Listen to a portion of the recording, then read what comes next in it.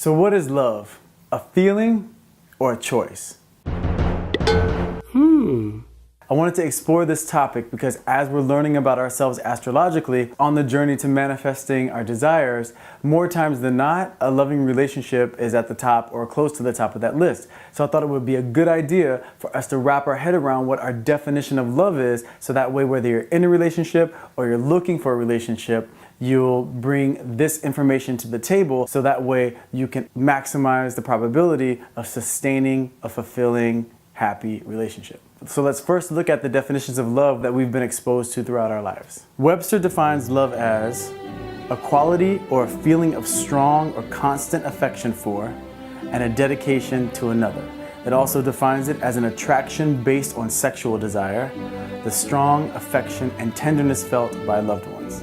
So according to Webster, it's definitely much more of a feeling. I also checked out what Buddha had to say about it. Love is a gift of one's innermost soul to another so both can be whole. Okay, that sounds really beautiful, and it is really beautiful, and it definitely sounds like a choice because you make the choice to give that gift. Let's check out what the Bible has to say about love. Love is patient, love is kind. It does not envy, it does not boast, it is not proud. It does not dishonor others, it is not self-seeking, it is not easily angered. It keeps no record of wrongs. Love does not delight in evil, but rejoices with the truth. It always protects, always trusts, always hopes, and always perseveres.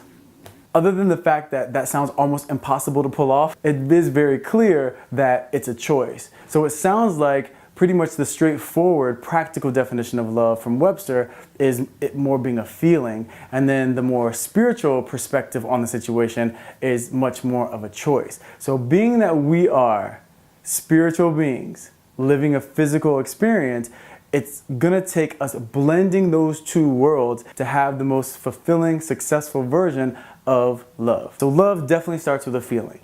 It's an emotional attraction, a strong desire for somebody, but then love becomes real once you make the choice to behave in a loving way, which means doing the things that are in the best interest of the person that you have that feeling for, and doing things that are in the best interest of the relationship that you want to have with them. How many times have we heard the words, I love you, or even said the words, but I love you so much, even though things are going on like lying or cheating or making the choice to do things that you know are going to feel unloving to the person that you're claiming to love. If we only look at love as a feeling, it gives us no responsibility for how we behave. Whereas with anything else we say, we have to back it up with some level of accountability.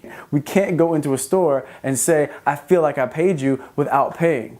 We can't go to work and say, I feel like I'm doing my job when we're not doing our job. In those instances, the reason why it's so cut and dry is because it's very clear what the payment is. So if you're saying, I'm paying you, it's clear what you have to do.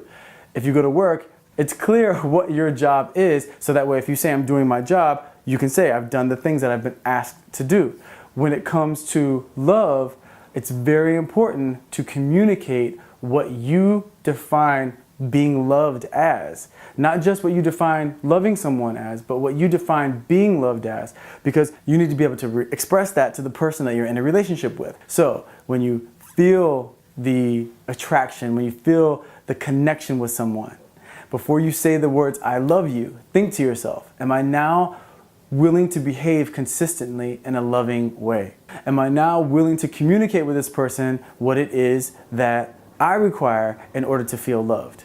So it's really important as we're getting to know ourselves, when we're looking at our astrological chart, at our sun sign, our moon sign, and our rising sign, look and see, okay, especially with your moon sign, because that's how you're wired emotionally, what do I require in order to feel loved? And then realize it is your responsibility to express that to the person you're in a relationship with. Because we've been kind of convinced in our culture that love happens when you meet the perfect person that you have these feelings for, that you're attracted to, and somehow they magically know everything that they need to do to make you feel special, to make you feel loved, to make you feel connected. So unless you're only going to be in a relationship with someone who's either a mind reader or a psychic.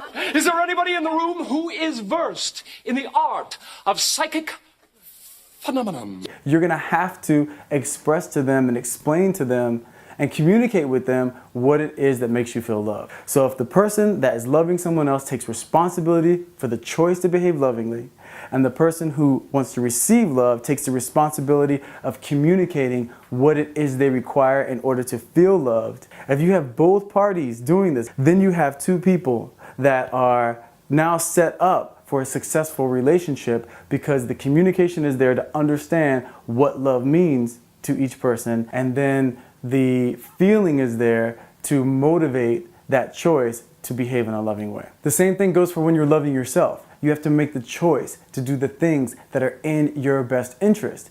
So it's also a very good indication on how someone's going to be in a loving relationship with you if you look at how they are in the relationship with themselves. If they treat themselves in a loving way, if they do the things that are in their best interest, it's more likely they're going to be capable of doing things that are in your best interest. It's romantic and it's exciting when love is just seen as a feeling.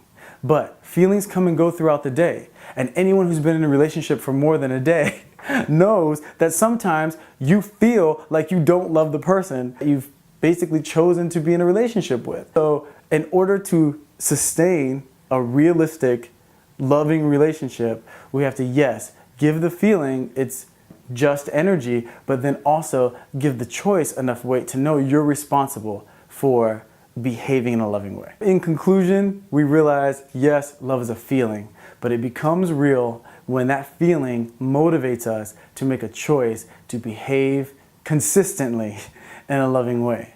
But then also realizing communication is at the top of the list of necessities when it comes to the things that are required to have a successful loving relationship. So in upcoming videos, when I do compatibility between the signs, yes, that's great information to understand who am I going to get along with in terms of, do we like the same things? Do we kind of speak the same language when we communicate? But it's really important to remember how you define love, taking responsibility for the part that you play within that relationship, and then operating from that space within a compatible connection. I hope this video helps you get some insight into how to be the best version of yourself in a relationship, and how to communicate and connect with someone that you have strong feelings for. So that way, if you have the feeling that you're in love, that you then make the choice to behave lovingly. Thanks for watching.